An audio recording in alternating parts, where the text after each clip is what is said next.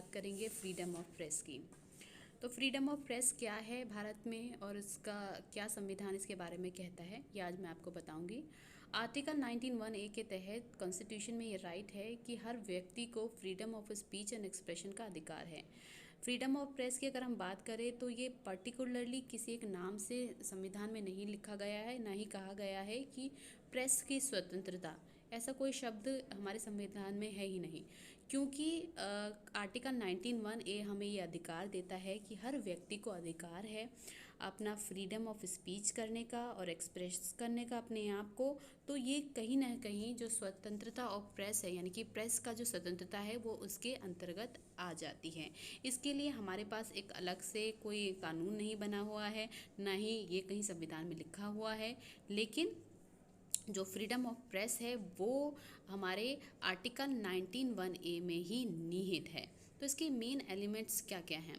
पहला है this right is available only to citizen of India and not to the foreign nationals. यानी कि हमारे जो इंडियंस हैं, जो कि भारत के नागरिक हैं, केवल उन्हीं को ये अधिकार दिया गया है। कोई फॉरेनर आकर कहने लगे जी हमें तो अधिकार है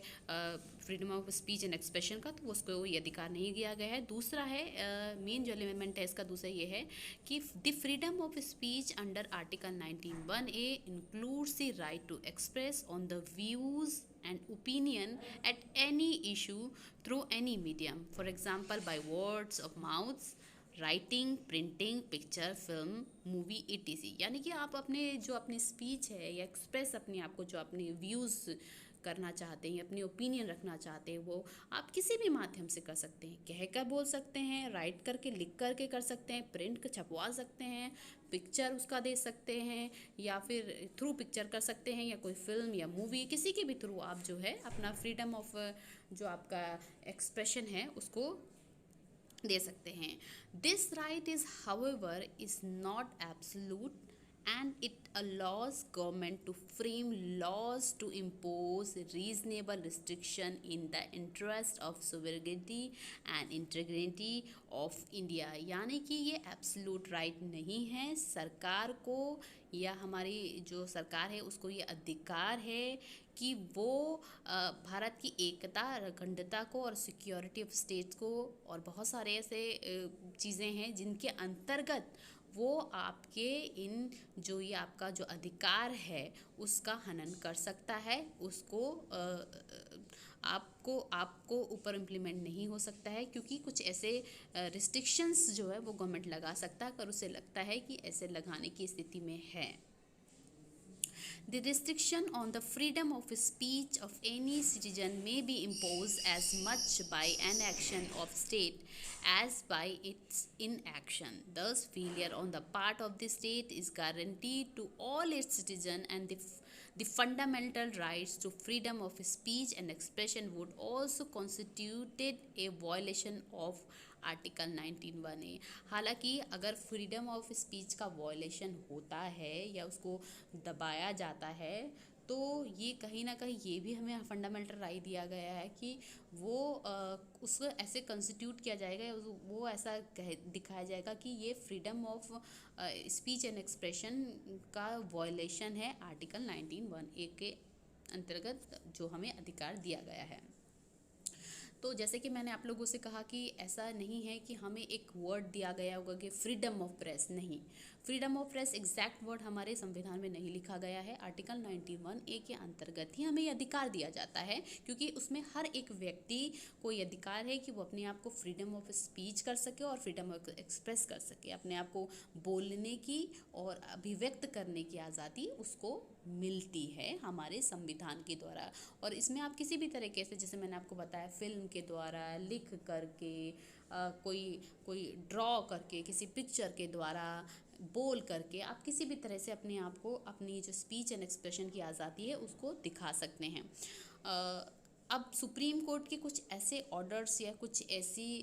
स्टेटमेंट्स या कुछ ऐसे जजमेंट मैं आपको बताने वाली हूँ जिसमें सुप्रीम कोर्ट ने ये बताया है कि freedom of speech and expression, यानी कि आर्टिकल 19(1) ए के अंतर्गत ही हमारा जो फ्रीडम ऑफ प्रेस है वो निहित है। Romesh Thapar versus State of Madras, ये 1950 के अमोंगस्ट सबसे शुरुआती केसेस में से ऐसा था जिस पे सरकार जो है कई बार प्रेस का हनन करने की कोशिश करती है, या स्टेट गवर्नमेंट जो है प्रेस की फ्रीडम को हनन करने की कोशिश करती है। लेकिन कहीं ना कहीं सुप्रीम कोर्ट ने ये गाइडलाइन दी है और बिल्कुल डिक्लेयर किया है कि freedom of press is the part of the freedom of speech and expression. और है Indian Express versus Union of India, जिसमें ये कहा गया था कि it has been held that the press plays a very significant role in the democratic machinery. The court have duty to uphold the freedom of press in and invalidate all laws and administrative action that abridge the freedom। यानी कि साफ तौर पे court ने कहा था कि कोई भी जो प्रेस की जो स्वतंत्रता है अगर उसका हनन करने की कोशिश करता है तो कोर्ट उसकी रक्षा करेगी। थर्ड आपका केस है सकल paper limited versus Union of India, जिसमें सरकार ने कहा था कि वो जो न्यूज़पेपर हैं उसके पेजेस और उसकी साइज़ को जो है वो निहित कर देगी, यानी कि ये तय करेगी कितने पेज डालने हैं और कितना साइज़ होना चाहिए, जिसके ऊपर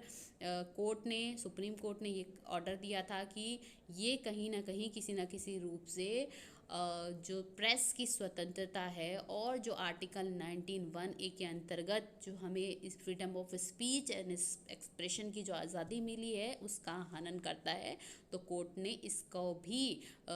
डिक्लाइन कर दिया था और कहा था कि ऐसा कोई भी रूल्स एंड रेगुलेशन गवर्नमेंट नहीं बना सकती है जिससे freedom of speech and expression को जो है कमतर किया जा सके या उसका हनन किया जा सके।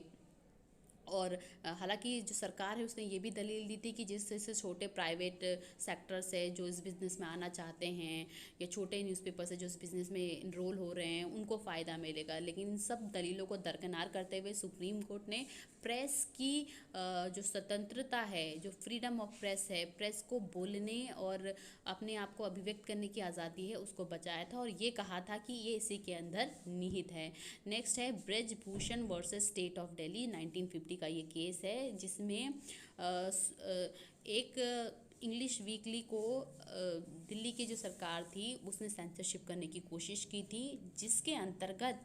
कोर्ट ने ये कहा था और ये बात कही थी जो उस टाइम पे क्योंकि हमारे पाकिस्तान से रिश्ते अच्छे नहीं थे और अलग उसी वक्त अलग हुआ था देश, तो ये बात स्टेट ऑफ दिल्ली ने कहा था न्यूज़पेपर से कि अगर आप किसी भी तरह का कार्टून, प्रिंट या किसी भी तरह की कोई भी न्यूज़ जो है पाकिस्तान से रिलेटेड आप देना चाहते हैं या फोटोग्राफ तक इवन, तो पहले आपको परमिशन लेनी पड़ेगी, उसके बाद ही आप उसे पब्लिश करेंगे। तो कोर्ट ने इस बात से भी इनकार कहा था और कहा था कि ये प्रेस का खुद का राइट है कि वो क्या पब्लिश करना चाहता है क्या नहीं पब्लिश करना चाहता है। और फिर से वही बात दोहराई थी कि freedom of press,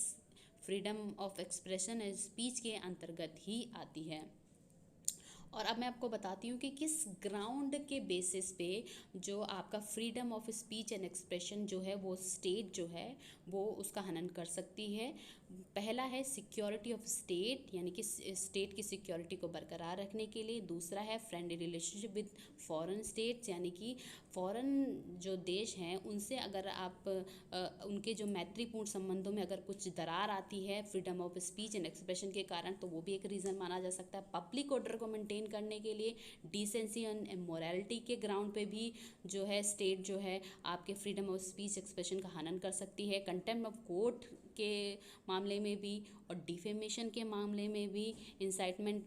to an offence and sovereignty and integrity of India, यानी कि देश की एकता, अखंडता और किसी भी तरह का कोई आप ऐसा क्रिमिनल ऑफेंस या कुछ ऐसा ऑफेंस करते हैं जिससे भड़कावा या किसी धर्म विशेष या किसी एक विशेष